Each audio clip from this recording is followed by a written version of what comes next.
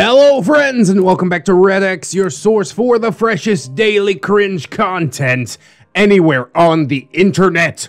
Promise, swearsies, it's just a fact. And it's totally science. Go ahead and look it up. Today we're jumping back into r/NeckbeardStories, r/Tales and Neckbeards. I think it's r/Tales and Neckbeards, but actually it comes from my personal subreddit, r/ReddX reads. As if you didn't know that already, looking at the title, you're a smart bunch, you know?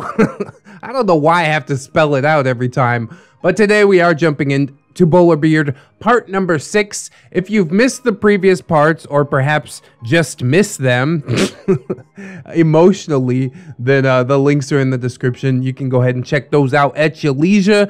rSlash, not only is she a patron, but she's also an exceptionally good writer, and she manages to bring the cringe with her descriptions of things. So I'm looking forward to this. We're gonna get some plugs and disclaimers out of the way, and then we will dive right into some BOWLERBEARD cringe.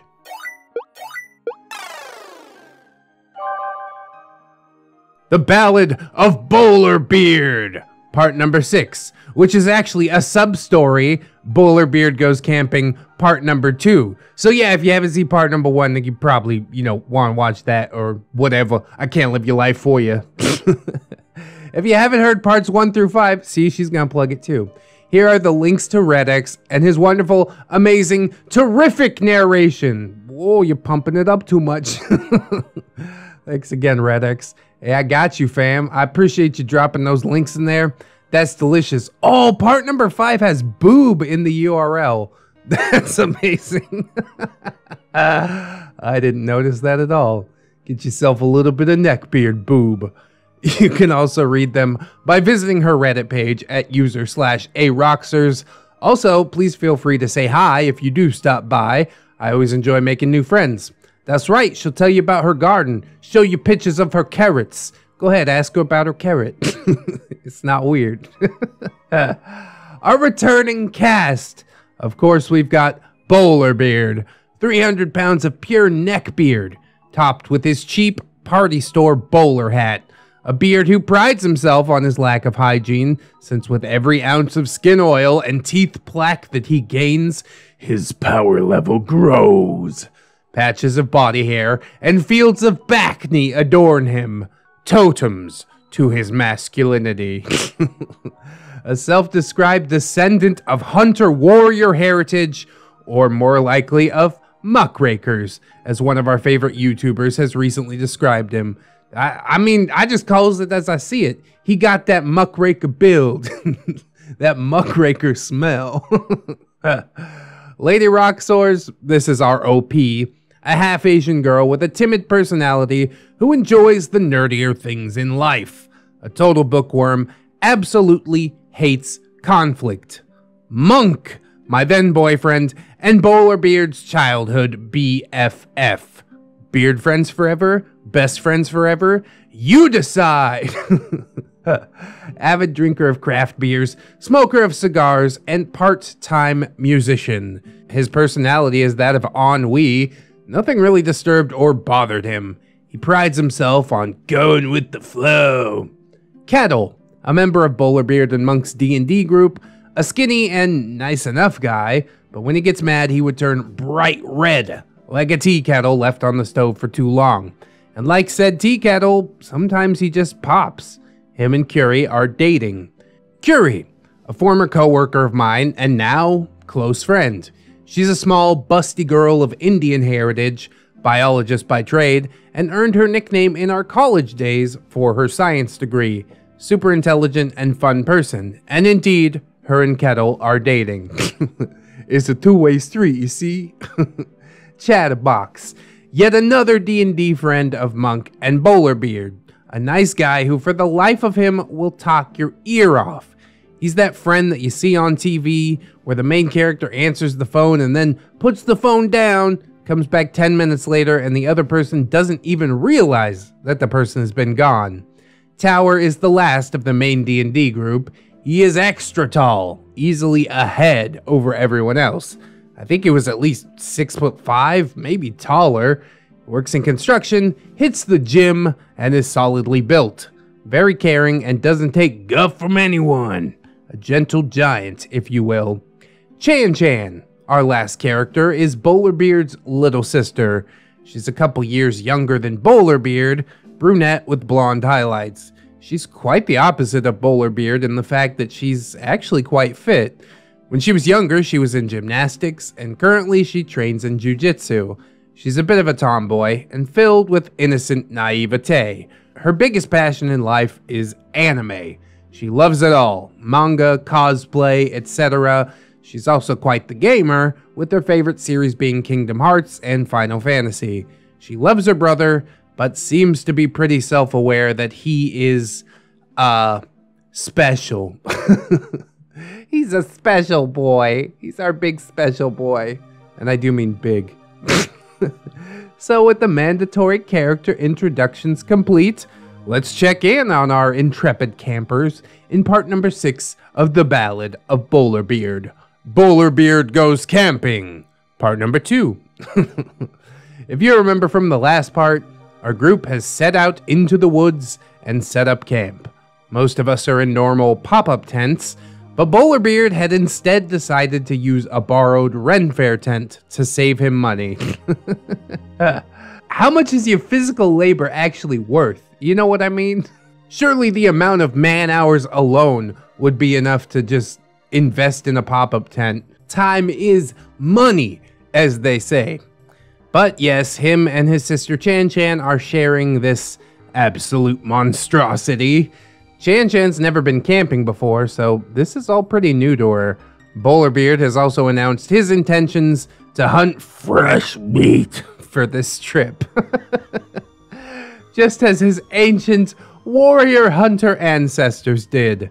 Oh, also, he has a flare gun. For some reason. Yeah, I'm gonna hunt down a deer and cook it at the same time.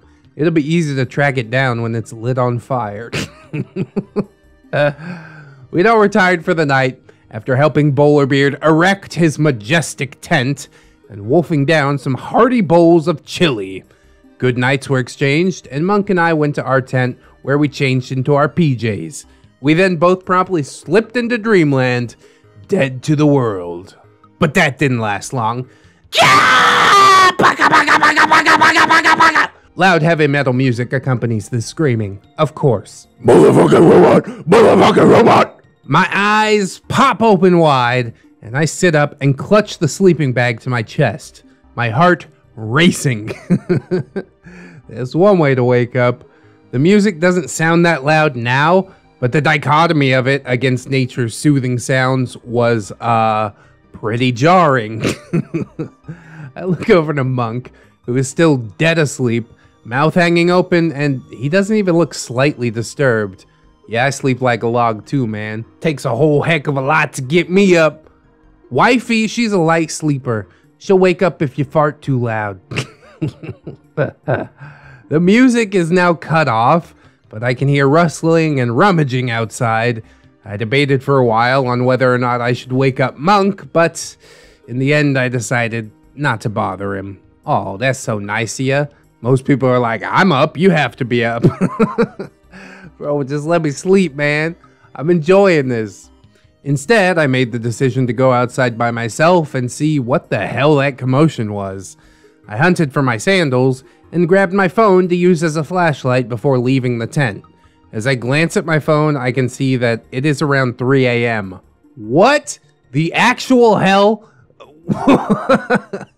Somebody's gonna get punched in the mouth, you wake me up at 3 a.m.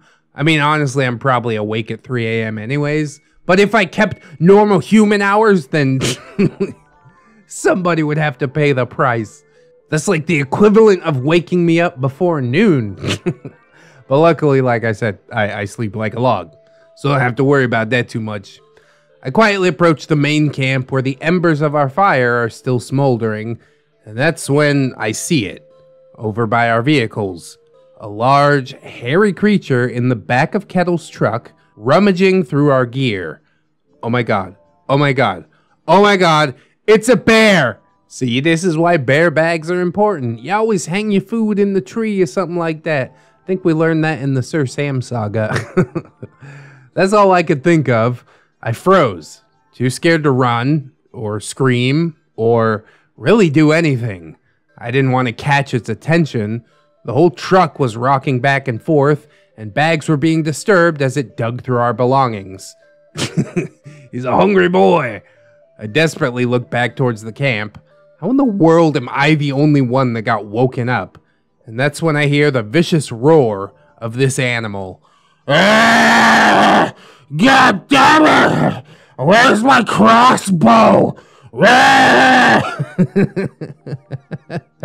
Well, he is a hungry boy, to be fair. The beast roared in BOWLERBEARD's neckbeardian voice. I immediately calmed down as I strode up and shined my light at our neck bear. Trying to whisper yell, "BOWLERBEARD, what are you doing?" BOWLERBEARD stood up from his crouched position like a kid who had just gotten caught with his hand in the cookie jar. BOWLERBEARD, hi, Lady Rocksters. I wanted to surprise you guys with breakfast, so I'm looking for my hunting stuff. You haven't seen my crossbow anywhere, have you? Exasperated, Lady Rockster says, no, I haven't. Hey, was that your music, BOWLERBEARD? Yeah, that's my alarm clock. I heard Chan listening to it one day and thought it would be a good alarm, so I had her put it on my phone. It's good at waking me up. You're not the only one, asshole. BOWLERBEARD was wearing one of those strappy headlamp things with a red light bulb on his head. Correction, it was on his bowler hat, which was on his head. So technically I'm still correct. And now he was staring at me intently, smiling with a slack-jawed grin. I stare back at him and wonder what the hell he's looking at. Ah, damn it, I mumble as I quickly cross my arms over my chest. It was cold out, and I'm still in my very thin pajamas. Oh, BOWLERBEARD. What a character. The hunter takes note of all that he surveys. BOWLERBEARD says, I found it! He squealed as he lunged back into the pile of gear. When he emerged, he had the cutest, tiniest little crossbow. It seriously looked like a toy. Something you would give a kid for their birthday. That's probably exactly where he got it, honestly. It was made of black plastic, and the arrow looked to be tipped by safety rubber. Yeah, you'll put an eye out. He held this thing up in his gargantuan hands, striking what he must have thought was a badass pose, standing up straight in the bed of the truck, victory smile plastered on his face. You didn't even hunt nothing yet. Save the victory smile for when you actually catch something. All you've done is find your weapon. But I guess it's the small victories in life. BOWLERBEARD then leapt down from the truck, an impressive feat of dexterity for one of his girth. As he leapt, the truck literally lurched upwards as it was released from the tremendous weight of our bearded hunter. Well, that suspension is shot. Forget about it. When BOWLERBEARD landed, I think he was trying to do a superhero landing. Gravity did not cooperate with him. As he hit with a thunderous thud, his knees were unable to fully support him. Feet landed first, knees buckle, and then he went face first into the ground, completely prone. I love that.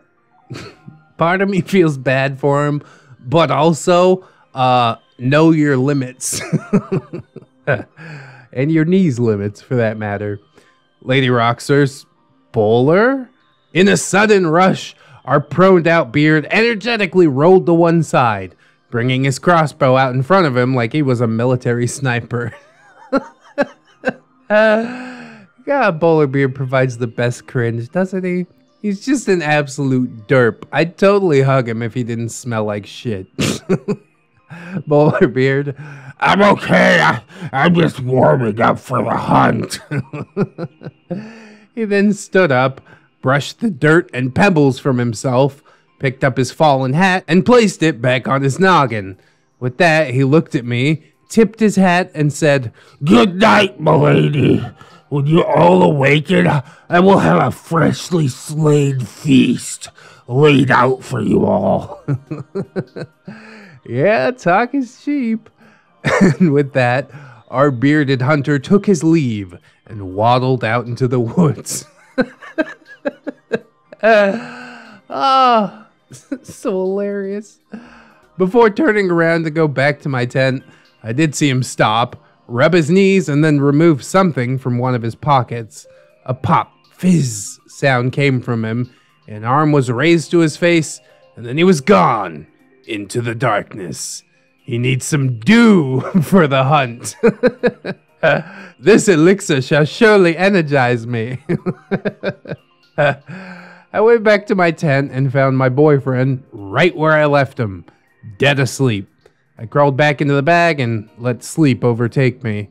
Fast forward a couple hours later, and the unmistakable sound of voices and camp activity had awakened me. I looked to Monk, and he had already left the tent. Again, nice of him to let you sleep. I throw on a change of clothes, and then head to the creek to freshen up and perform my morning ablutions before joining up with the rest of the camp. As I'm walking up to the camp, I can see that everyone is there chatting and drinking coffee. Monk is cooking something in our camping pot, and everyone is chatting and just generally trying to wake up. Camp food smells are permeating the area, and it smells delicious. Maybe BOWLERBEARD did catch something. Yeah, and I'm gonna grow a second head. Lady Roxers. Good morning, everyone. A chorus of Good morning, Lady Roxers. Hey, Lady Roxers rang out. Curie hands me a cup of coffee. Thanks, I say, and I look around. Is BOWLERBEARD here? He left last night to go hunting. Curie, yeah, he's over at Kettle's truck, cleaning his kill for breakfast. Oh? Really? I say, amazed as I start to walk over there. And that's when I see BOWLERBEARD using a hunting knife to carve up the biggest deer I have ever seen.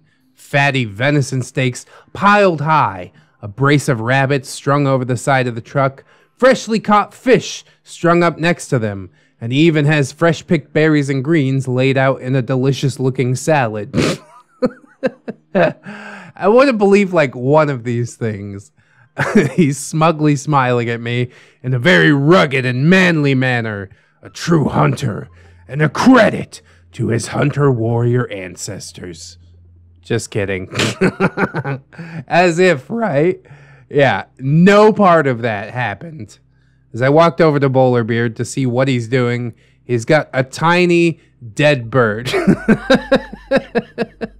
That was obviously not fresh, and some earthworms, some very suspicious looking berries and mushrooms. Good morning, BOWLERBEARD. How did it go last night? BOWLERBEARD, Hi, not so great. I think the animals of this forest must have been warned of my coming, possibly from my intimidating aura. Or scent. Animals can sense when an apex predator is nearby. Yeah, because people can smell you from like a mile away, bro. Your hygiene is already garbage. Why not cover yourself in some deer urine? Just take it the full 9, then at least maybe you'd stand a chance. OP, what's all that? BOWLERBEARD, It's what I could find. You're not gonna eat that stuff, are you? I say. He is! By this time, Curie and Kettle have come up to check on us. Curie, you better not be thinking of eating those berries or those mushrooms. There's a very good chance that they're poisonous. BOWLERBEARD, I know that.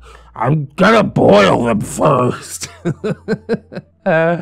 You think boiling it is gonna stop those mushrooms from turning your friggin' liver into pudding? No, bro. He said this as he plunged a huge hunting knife into the tiny, half-decomposed bird. Oh, God. Which basically just deflated and flaked apart. There was very little fluid even left in it. OP and Curie. Ew, gross. Kettle. Come on, BOWLERBEARD. We have plenty of food. You don't have to eat that stuff.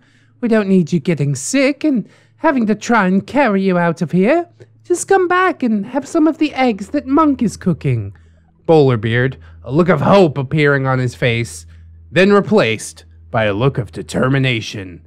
BOWLERBEARD, No! I'm a hunter, and my soul needs to be fed from the land. Eggs. Unintelligent grumbling. My soul needs to be fed from the land. Where do you think those eggs came from? Everything is part of the land, BOWLERBEARD. Welcome to Earth, bro. I guess Earth is new to him. Curie suddenly reaches forward and swipes away the berries and mushrooms, scattering them on the ground before kicking him and stomping all over him. Curie, no! I'm not dealing with you winning a dumb Darwin Award today. Babe, help. BOWLERBEARD, eyes wide, grabs his earthworms as Kettle grabs and chucks the bird carcass far into the woods. Like, it seems asshole-ish. He spent all night collecting these things, but also he could possibly die from them. So they're hurting him in order to save him. Lady Roxers, guys?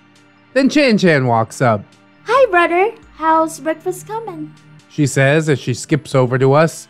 BOWLERBEARD looking equal parts angry that we took away his soul food, and equal parts relieved that he didn't actually have to eat them, said, Yeah, they ruined all of our food. pointing at us with his free hand. Chan Chan, What's that then? she said, pointing to his hand.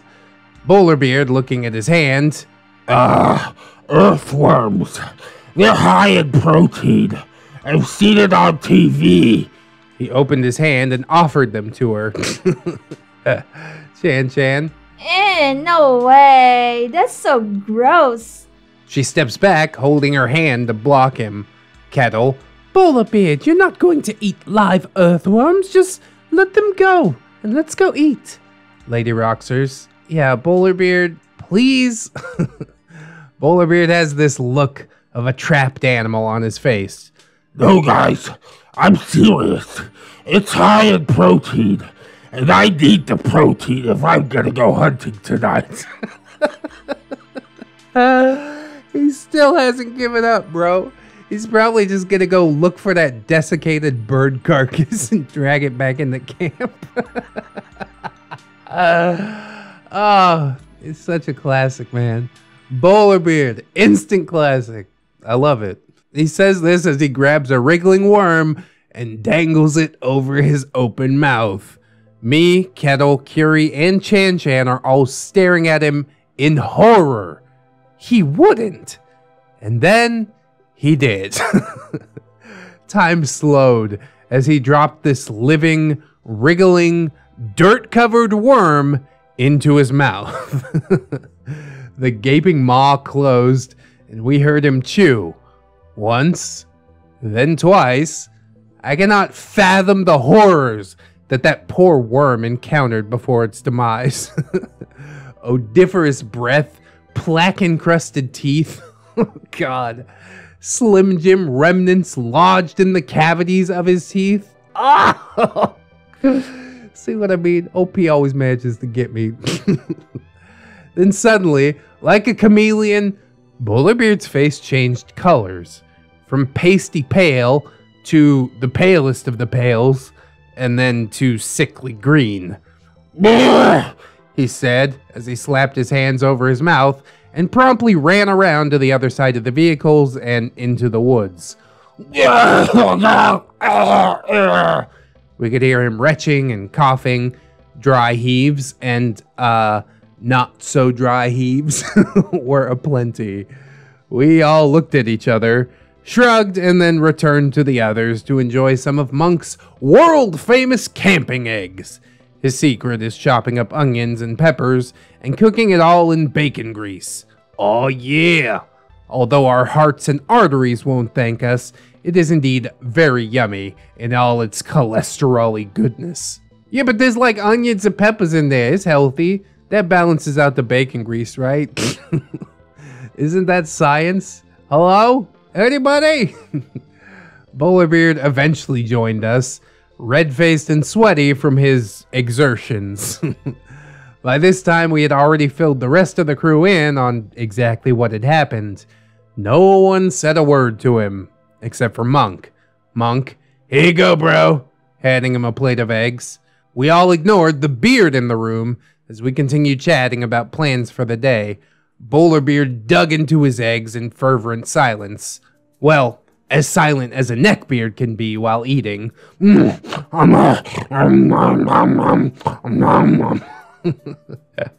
was agreed that we would go for a little hike, and then we'd head up to the lake to swim and relax. As we finished eating and cleaned our dishware, everyone else went to prepare for the hike. Monk goes and grabs our camelbacks, as I got our swimsuits and other stuff ready. BOWLERBEARD, oh yeah, thanks, I totally could have used these last night. I look over and see Monk handing BOWLERBEARD the throwing axes from his man cave. It only gets worse. BOWLERBEARD admired them before going back into his tent. Lady Roxers, you know he's gonna hurt himself with those, right? Monk, most likely, babe, but he's an adult. Plus, he fights with those reenactment fighter guys in his fighter club.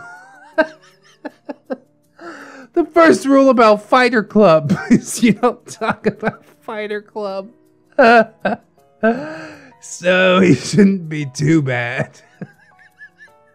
What the hell is fighter club? Oh, God.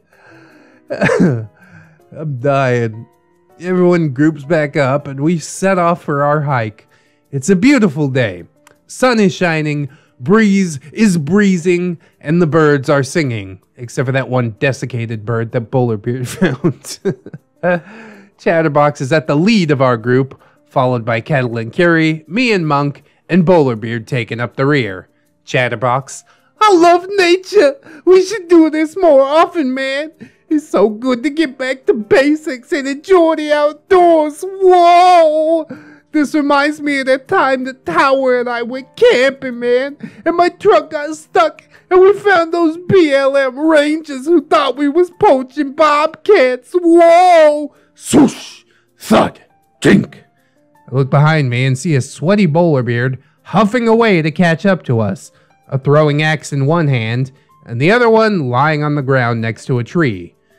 I ignore it and go back to trying to enjoy the hike. Swoosh! Look out! BOWLERBEARD screams. We all duck and look back towards him. He's now by his axe on the ground, looking straight up in the sky towards us. Thud! Tink! I leap back as a throwing axe falls from the sky right next to Monk. I saw a bird! What the fuck? BOWLERBEARD says, you thought you're gonna hit a bird with a throwing axe? It's so over the top, man.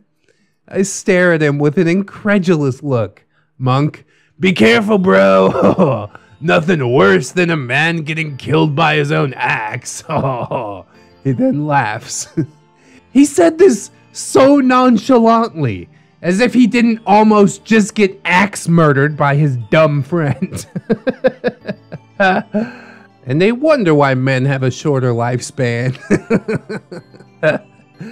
And this, ladies and gentlemen, see, is why women live longer than men.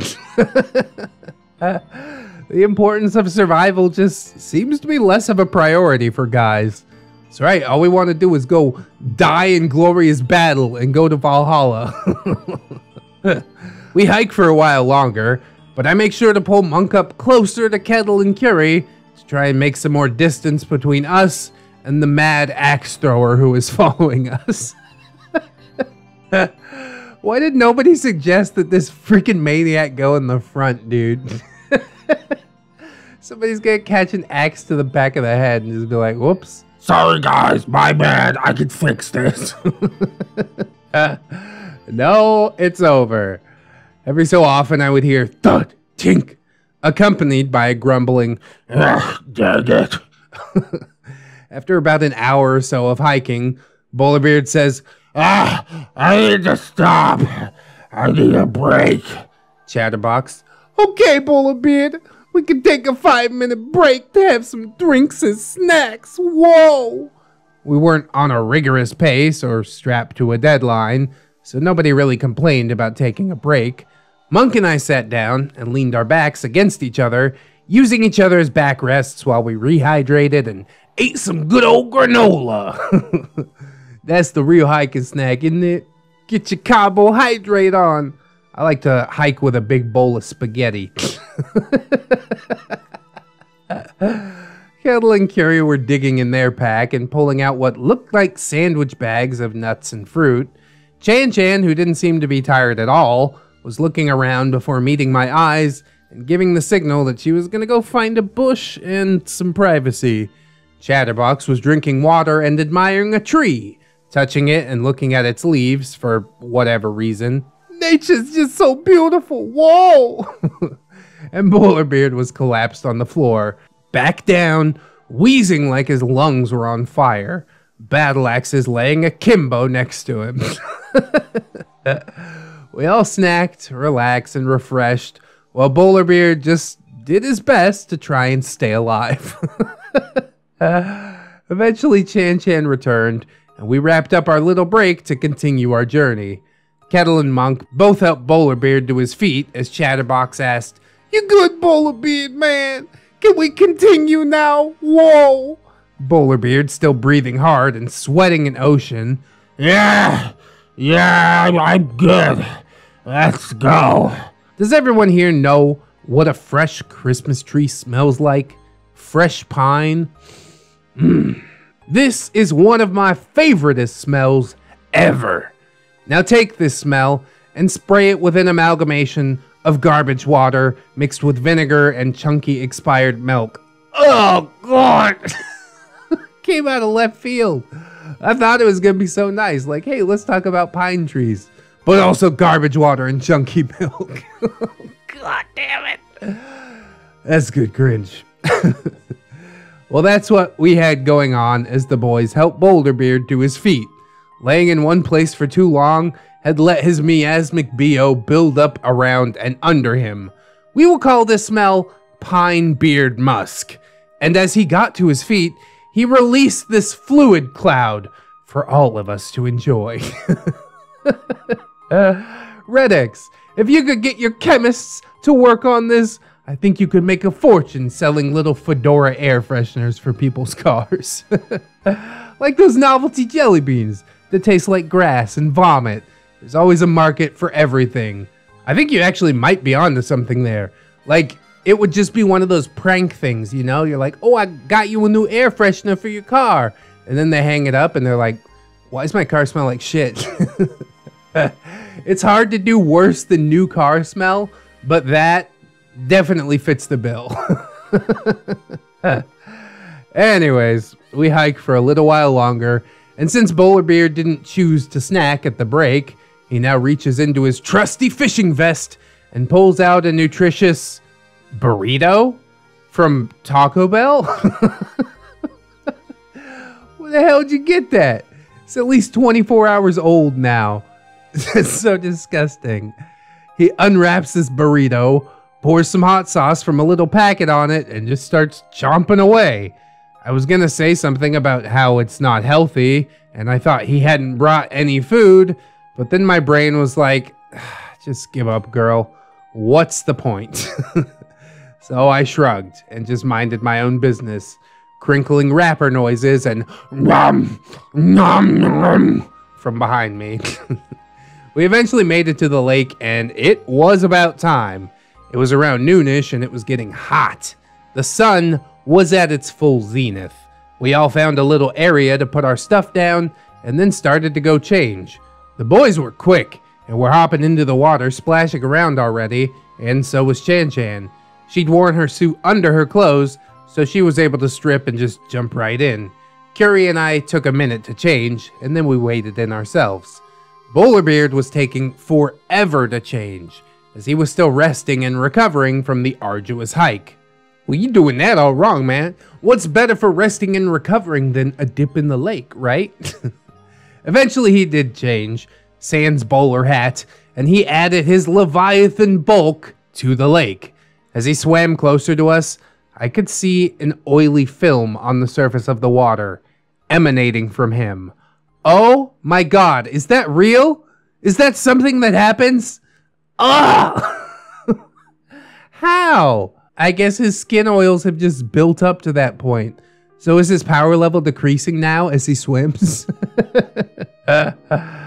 I'm gonna go and lay out and get some sun. You girls want to join me? Yes, vacate, I say out loud. Curie and Chan Chan look at each other. Curie, sure, I don't really tan, but I wouldn't mind enjoying the warmth for a bit. Chan Chan? I'll catch up in a little bit, she says, as she suspiciously swims closer to the boys before splashing them. Well, I guess she's enjoying herself. I narrowly avoid the waterborne miasma of BOWLERBEARD and get to the shore. Dude, this guy's a biohazard. What is going on? I lay out a towel, put on some sunglasses, and lay down while listening to the others splash and play in the lake. Curie eventually lays down next to me and does the same. I must have dozed off because the next thing I heard was a loud "Cowabunga!" and then a big splash. I opened my eyes and took off my glasses to see Monk coming out of a giant after ripple in the water. My turn, Bazaar! A girly voice screams as I see Chan Chan fly from the forest on a rope swing and launch herself into the lake. Tally-ho, chaps! Kettle flies through the air next with a little splash. Did he really say tally-ho, chaps? Or is that just like having my own voice for Kettle added into the story? Because I don't think he's actually British. I just felt the need to add the Pip voice back in because I think it's funny when Pip gets angry. Chatterbox. Come on, BOWLERBEARD! Whoa! You're next! Do it! Do it! Do it! BOWLERBEARD emerges from the tree line, wet and hairy gut jiggling. Pasty whiteness, a beacon to draw all our eyes. Angry red stretch marks on his belly, promising to act as speed lines. Oh, that's cold. Makes me laugh, but that's ice cold. BOWLERBEARD. Yeah, your service is safe. The boys and Chan Chan. Yeah, come on. We all did it. You can do it. Do it. I noticed that the commotion now has Curie sitting up and watching the show too. BOWLERBEARD then grabs the rope, takes a few steps back, and gives it some reassuring tugs before pumping his jello-like legs into action. Off he goes! BOWLERBEARD leaps from the little ledge and holds onto the rope for dear life. A majestic beard taking flight.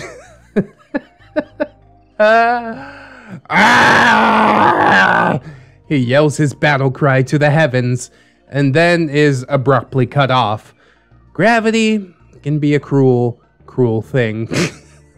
As he launches himself into the air, the rope and the branch that it is attached to yield to the gargantuan weight of our bearded friend.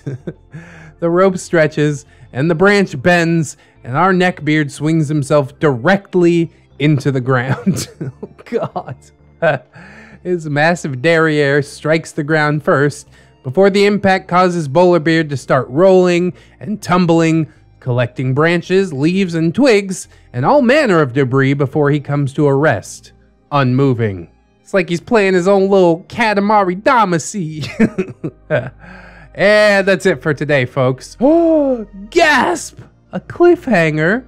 Does BOWLERBEARD survive? Did OP get sunburned? Did Monk get eaten by a lake monster while we were watching BOWLERBEARD? The answer to these questions and more, but only if you tune into part 7 of the Ballad of BOWLERBEARD. Oh, bless you, OP. I don't mind the cliffhanger so much because I know that the next entry is going to be just quality, wonderful.